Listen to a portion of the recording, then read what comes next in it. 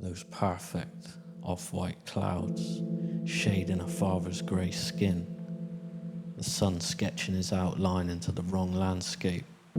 His train of thought narrowed as the abstract rays from the sun flicker up the track marks that climb his pinned-on arms.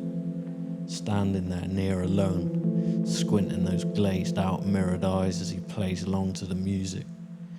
His children still oblivious to the dark, smiling, looking up to plumes of shiny 2D coloured balloons in a state of pure euphoria that we would crumble with nostalgia to, trying to make our memories come back just to feel that bliss once more. But how long until the happiness wears off and the come down of life hits them, and the strings from their balloons start cutting into their little and dainty wrists? That naive youthfulness holding them convinced of their parents' performances, the hostage situation in reverse, large adult hands over small eyes to block violent or trauma-inducing contamination to those smooth, untouched minds. Older faces, weathered, but the child still stands in the rain, wondering what life means.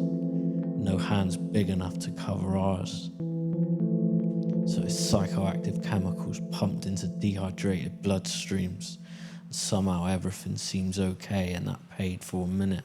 The ironic disguise of intoxication, and the world switching its lights on after a long drawn winter ride in the dimmest settings, like a cruel child void of empathy.